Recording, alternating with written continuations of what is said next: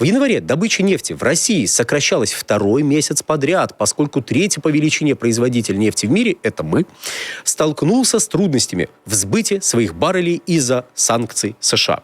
Ну, страшно, местами даже, наверное, ужасно. А откуда эти данные взялись?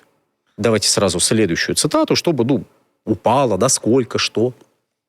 По словам источников. Очень ценных. Знакомых с данными, которые попросили не называть их в связи с обсуждением секретной информации. Ох уж эти источники.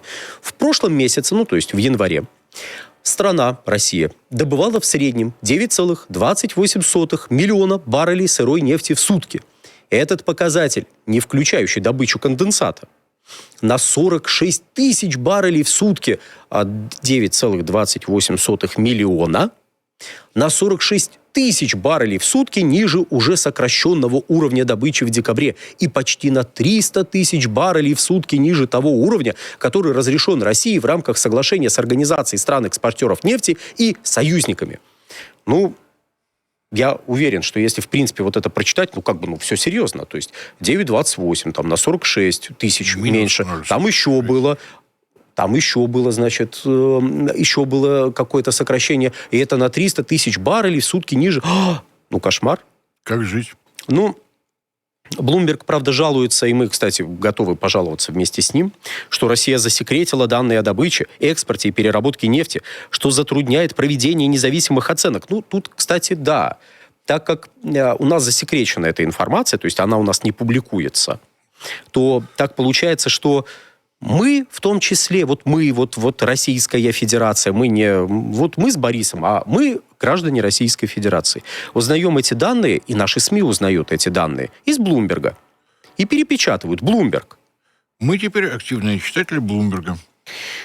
Министерство энергетики Блумбергу не ответило сразу на запрос по поводу уровня добычи в январе и планов на будущее, но зато Блумберг, кстати, честь и хвала, приложил график. Я кстати, люблю и графики. А в нашей программе, если вы вдруг первый раз к нам присоединились, графиков, таблиц, схем, полным-полно. Сегодня будут даже карты, соединяющие Одессу и Броды. Так что не переключайтесь. Но пока про резкое снижение. Давайте соответствующий график посмотрим. Падение, обвал, катастрофу. Я буду поправлять Александра, он все время забывает. Видите, да, вот этот обвал, все было хорошо, потом резкое падение, потом подъем и опять резкое падение. Но, правда, надо понимать, что начало этого графика это 9 миллионов баррелей в сутки. То есть ниже ниже этой черты еще 9 миллионов баррелей в сутки добычи сырой нефти, без учета газового конденсата, который, если что, в нашей нефтяной статистике считается нефтью. В российской. Российской нефти. В статистике ОПЕК не считается. В статистику ОПЕК это не попадает. Как вы видите, если верить Блумбергу, оранжевая линия это то, что мы добывали. А черная линия это то, что нам можно добывать в рамках соглашения ОПЕК+. Мы, как я думаю, заметно добывали, по утверждению Блумберга, чуть-чуть больше. Чуть-чуть, самую малость. Потом мы стали сокращать в рамках предложенных соглашений ОПЕК+. Кстати, сокращали не так быстро, как ОПЕК+, хотели бы, наверное, чтобы мы сокращали. И действительно, если верить этому графику, чудовищное сокращение происходит, но когда мы читаем, что на 300 тысяч баррелей в сутки меньше разрешенного уровня, а насколько больше того уровня, который был на ту же дату прошлого года? Из этого графика мы можем найти ту же дату прошлого года? В целом можем. Потому что он январь 25-го, чуть-чуть, чуть-чуть где-то до серединки доходим этого и видим примерно текущую дату года 2025-го. И видим, что текущая добыча, если верить Блумбергу, более чем на 200 тысяч баррелей в сутки больше, чем было год назад. А кто-нибудь об этом у нас написал? Из тех, кто перепечатывал Блумберг. Из тех, кто перепечатывал, на 300 тысяч меньше, а там вообще на 40 тысяч, а там 7-8, дважды 2 сколько? Так, 7-8. Продаем или покупаем? Да, мы продаем или покупаем. Интересный момент тут заключается в соглашении ОПЕК+. Интересный момент заключается в том, что в марте 2025 года предполагалось, что добыча будет расти. А давайте на табличку посмотрим. Я же обещал, что у нас таблиц, графиков много сегодня. Это март 2025 года, соглашение ОПЕК+, об увеличении добычи. Это график увеличения добычи. Находим там Российскую Федерацию, это самая нижняя строчка, и обнаруживаем, что до уровня, который сейчас нам рисует Bloomberg, мы должны были дойти в январе 26 года. Нет, это просто совпадение, если что. Потому что сейчас действительно, давайте соглашение уже из февраля 26 года посмотрим о том, сколько мы можем добывать. Действительно, мы можем добывать 9,574 тысячных баррелей в сутки. Миллиона баррелей. Миллиона баррелей в сутки, да. А вот сейчас, пока Борис это все дело прокомментирует искрометно, я открою калькулятор и вам скажу одну страшную вещь. Ну, есть сезонные колебания, есть какие-то еще. Если смотреть 9,5 миллионов баррелей в сутки, и вот это падение в 46 тысяч, это колебания вокруг 1% или менее того. И замещать, раздувать из этого панику, конечно, обязанность достаточно серьезная. Ситуация у Блумберга, надо как-то хвалить Трампа, собственно говоря, завуалированно похвалили. Трамп изо всех сил надавил, в России рухнула добыча. Обвалилась. 46 тысяч баррелей в сутки, о которых они пишут, за январь, это 0,5%. Если память меня не подводит, то статистическая погрешность это в пределах 2%. Как они так посчитали, что вот эти вот ровно 46 тысяч баррелей, ни больше, ни меньше? Какой коэффициент баррелизации, простите за выражение, использовался? Я думаю, что надо посмотреть на график выходных дней по случаю Нового года в России. Может быть, вот там какая-то закономерность обнаружится. Если мы работали на один день меньше, не исключено, что вот эти 0,5% там где-то и находятся. Я продолжу страшно рассказывать. Так вот, запугивай. Я продолжу запугивать нашу уважаемую аудиторию. Так вот, уважаемая аудитория, вот то, что мы сейчас рассказывали, это все было еще 9 февраля. То есть у нас все падает, обваливается, у нас перепечатали. Разумеется, как же иначе. Bloomberg говорит, что у нас все обвалилось. Как посчитали? Неважно, как посчитали. Главное, Минэнерго Российской Федерации не ответила. Я забыл про конденсат сказать. Конденсата у нас еще на 1 миллион баррелей в сутки добывается. То есть вот к этой величине еще 1 миллион баррелей можно добавить. Это вот сколько у нас нефти в целом. А так 46 тысяч баррелей это очень много. Это очень много. Так вот, 17 февраля, то есть уже на уходящей неделе, была опубликована статья, в которой говорилось вот что. Давайте соответствующую цитату из этой статьи. Так, QR-код, да. За 4 недели до 15 февраля экспорт российской нефти в среднем составлял 3,39 миллиона баррелей в сутки. По сравнению с периодом до 8 февраля он вырос на 480 тысяч баррелей в сутки. Но все еще отставал от предрождественского пика. Это в декабре имеется в виду. То есть, еще раз, до 8-го был катастрофический обвал, падение. Но это добыча. Ужас, добыча просто упала и лежала внизу. А потом... Нет, тут самое страшное увеличение поставок в сочетании, это Bloomberg пишет, если что, в сочетании с ростом средних цен за 4 недели привело к тому, что поступления в военную казну Кремля достигли самого высокого уровня почти за 2 месяца. Да что ж ты будешь делать? Нет, все нормально. В этой статье они говорят, это рост, он не считается. Он, во-первых, не считается. Не считается, потому что мы до этого, говорит Bloomberg, говорили, что экспорт российской нефти, скорее всего, будет сокращаться дальше, потому что Трамп давит изо всех сил, Индия отказывается, все отказываются, никто не хочет российскую нефть, ее очень много в танкерах, она мечется по свету, ее никто не берет, экспорт будет падать. И тут они не говорят, экспорт вырос. Ту-ту-ту, почти на 500 000 баррелей в сутки. Пу-пу-пу. Это ничего, что вырос. Потому что это из-за того, что были атаки на нефтеперерабатывающие мощности. Потому что, если посчитать мощность тех нефтеперерабатывающих, это, если что, я не свои слова, это я вот из этой статьи вам пересказываю в чуть ироничном ключе. Если посчитать совокупную мощность тех нефтеперерабатывающих заводов, на которые были атаки дронами, то у них получается мощность, 500 000 баррелей в сутки, 500 тысяч. Смотрите, экспорт вырос на 480 тысяч, все сходится. А то, что... Перерабатывать не могли, все вылили. Ну, то есть вообще не могли Видимо, если где-то падает обломок и что-то на нефтеперерабатывающем заводе горит, значит, нефтеперерабатывающий завод полностью останавливается. Нет, это не так. Bloomberg уже нам рассказывал интересные вещи о том, что в 2024 году, в первом квартале, что на 900 тысяч баррелей, скорее всего, сократилась переработка в России, потому что если посчитать совокупную мощность всех тех заводов, на которые были атаки, то получается 900 тысяч баррелей, а если атаки были, значит, предприятия не работают. Да вы что? Следующие лет 20. Ну, начали, и все, и прекратили работать, и хватит. Кстати, хорошо они графики приложили. А давайте график посмотрим. Да, кстати, там еще одно объяснение было, но мы к нему вернемся. А это график. Ну, я думаю, вполне понятно, что это поставки морем российской нефти. Вот если кто-то здесь найдет... Да, смотрите, оранжевая линия – это среднее годовое значение. А красненькое – это значение за неделю. А черное – это среднее значение за последние 4 недели. То есть складываются значения за 4 недели, делятся, соответственно, на 4, и вот ставится точка на графике. Кто-нибудь видит здесь какое-то катастрофическое падение поставок, которое бы наблюдалось, относительно предыдущих периодов, вот с 22 года и вот до настоящего момента? Кто-нибудь видит? Я лично, может быть, я страшно пристрастен, я не вижу. Я зато вижу, что вот в начале 25 года, да и в начале 24 года объем поставок был либо таким же, либо меньше, чем сейчас. Как так получается? Как это так выходит?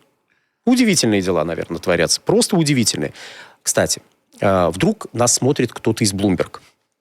Смотрите, если падает какой-то обломок и что-то загорается на НПЗ, это не значит, что весь НПЗ прекращает работу. Это во-первых. Во-вторых, ужас, но местами можно загрузить в большем объеме другие нефтеперерабатывающие заводы. Не то, чтобы это в 100% случаев работает, но вот местами это можно сделать. То есть, если на этой неделе у вас что-то упало на завод, и там что-то загорелось, то это не значит, что эта нефть уже погрузили в танкеры, и она куда-то уплыла. То есть, есть некие временные лаги. Это так, это, вдруг кому-то это интересно. Неизвестная Азия растет. Время великих географических открытий. Азия становится все менее известна. Уходит в туман, в серую зону. Индия отказывается от покупок российской нефти. Мы на прошлой неделе, если что, обсуждали, как Индия отказывается. Трамп давит на Индию. Индия в непонятках. Так неизвестная Азия продолжает расти. Давайте график соответствующий. Как там растет наша неизвестная Азия, куда она растет, что с ней происходит. Танкер видит остров, подходит и начинает выгружать нефть. Просто заметил, да-да-да. Главное, это Азия. Азия, отлично, выгружаем. Сливай. Это опять мы берем графики Блумберга. У нас как-то до графиков люди не доходят, они первые 2 абзаца копируют, и новость, все упало, все плохо. Ребята, посмотрите дальше на графики. Пожалуйста, там люди графики прикладывают, они же не зря это делают. Может, картина несколько расширится ваше представление о прекрасном улучшится. Где падение? Где чисто теоретически вот это страшное падение? Не то, чтобы у нас не было сложностей. Тут нужно понимать, что вот моя вот эта ирония, и Бориса ирония по поводу великих географических открытий, не должна пониматься так, что проблем нету, санкции не работают. Нет, вопрос в другом. Если мы начинаем, нашей аудитории, не мы персонально, а вот наши СМИ, начинают аудитории нашей транслировать нарративы, как это говорится, которые продуцируют Bloomberg и же с ними. Мы должны отдавать себе отчет, что, может быть, эти нарративы, не на пользу, не соответствуют действительности, местами просто чушь собачья. Можно хотя бы графики посмотреть и увидеть, что, Индия отказалась, Китай отказался, все отказались. Но какая-то неизвестная Азия, буквально unknown Asia, неизвестная Азия продолжает...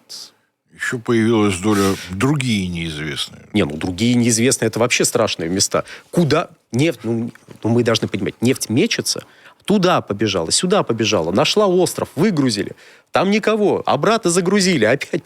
видимо, как-то так это представляется. Это не то, что есть посредники, это не то, что есть способы. Не-не-не. Выгрузили, а там боцман капитану докладывает, слушай, это не Азия, это какая-то другая неизвестность. Это Африка. Перегружаем, повезли в другое место. вспоминается 15-летний капитан. Это Африка, это не...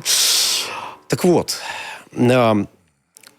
У нас и так поводов для тревожности хватает, вот когда бездумно перепечатывают новости из Всемирного информационного агентства «Один Bloomberg сказал», сокращенно АБС.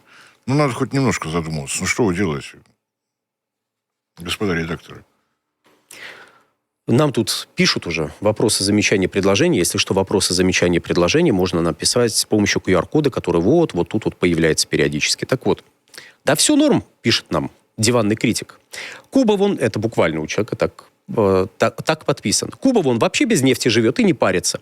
Ну, ваша ирония понятна. В Кубу, как пишет тот же Bloomberg, плывет какое-то судно из России с топливом. Посмотрим. В начале марта должно доплыть. На Кубе была программа по геологоразведке на шельфе, в которой участвовали некоторые российские компании в 10-х годах. К сожалению, программа не принесла ожидаемого результата. Нефть не нашли. Ваша ирония понятна, но, мягко скажем, в текущей ситуации выглядит немножечко зло, если позволите так это сформулирую. В Омске на бензин 92-95 снизились цены, хотя не намного, но все равно радует. Но это средние цены, наверное. То есть независимые опять чуть-чуть опустили, поэтому средняя планка, чуть-чуть опустили к уровню... В любом случае надо зафиксировать эту аномалию. В России где-то стал дешевле бензин. Вот, это прекрасно. Заметьте, вот не мы говорим, наши зрители. Обратите внимание, обведите сегодняшний день красным карандашиком. Вот. День снижения цены на бензин. Вслух нас могут услышать кто-нибудь в Министерстве финансов. А сколько вообще по времени делается электростанция? Газовая, угольная, с нуля? Какой мощности? Где? Какой мощности? Потому что, может быть, это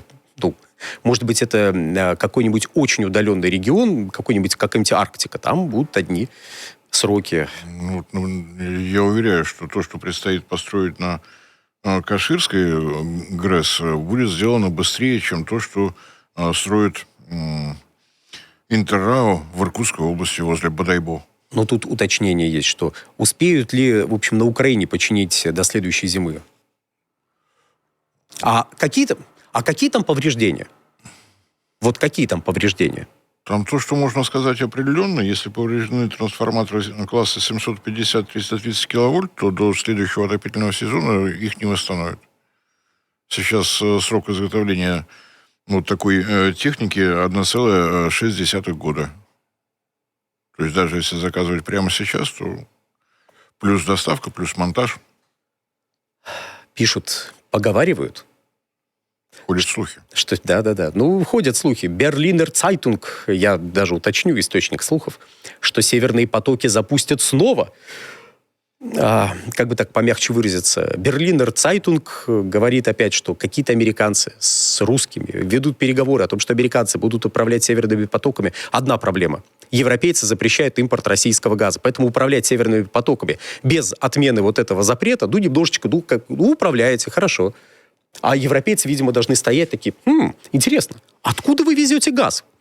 По трубе, которая начинается на берегах Российской Федерации и через Балтийское море идет в Германию. Это американский газ. Это американский газ. Из Бангладеш. Почему из Бангладеш? Чтобы никто не догадался. Слухи прекрасные. Если говорить о том, что можно запустить из выключенных трубопроводов, то никаких проблем не вызывает Ямал-Европа. Вот за ним следить. Там никаких технических проблем нет. Крутим вентиль налево, все, газ пошел. Если об этом никто не говорит, значит, все это, простите, один Bloomberg сказал. Даже если он работает. Даже если он Берлинер Цайтунг. Как вы думаете, получится России снабжать Кубу нефтью? Скоро узнаем. Вот буквально скоро узнаем. Возможно, даже к концу текущей недели. К концу следующей недели.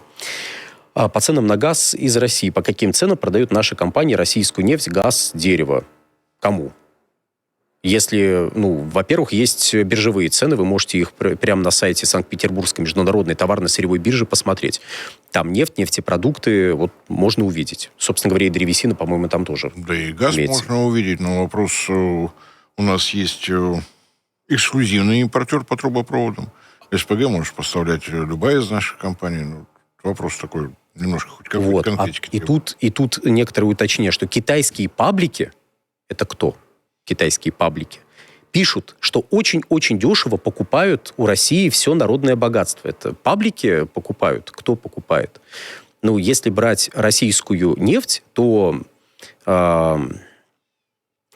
есть разные цены на Юралс и на ВСТО. Китай покупает в основном ВСТО или ESPO, как вы можете ее увидеть еще в СМИ. Это Восточная Сибирь, Тихий океан. Это смесь, которая буквально по этому нефтепроводу прокачивается. То есть, вот. Цены на них сейчас, конкретно сейчас невозможно посмотреть, потому что публикуются с лагом в 2 дня. Но то, что я видел последнее, ну, знаете, вместе с остальной нефтью стала и российская дорожать. Покупают ли дешево ее в Китае? Ну, сейчас покупают, да, дешевле, чем покупали бы какой-нибудь бренд. Это в основном связано с транспортными расходами. Что касается российского газа, то не СПГ, если мы берем, а трубопроводные поставки, то поставки российского газа трубопроводного по силе Сибири зависят от цены нефти и нефтепродуктов за 9 месяцев до настоящей даты. То есть берем... Смотрим, что происходило с нефтью летом. Нет, там даже не летом. Это получается, если мы сейчас первый квартал 2026 года, мы должны смотреть второй квартал 2025 года. Смотреть средние показатели. И вот от этих средних показателей, проставленных в формулу цены, получается цена газа. То есть она, скорее всего, сейчас должна составлять где-то $240 за 1000 кубических метров. Ну, вот порядка такого. Опять же, исходя из тех цен на нефть и нефтепродукты, которые были во втором квартале прошлого года. Дешевле ли это, чем покупать из других источников? Ну, опять же, смотря из каких.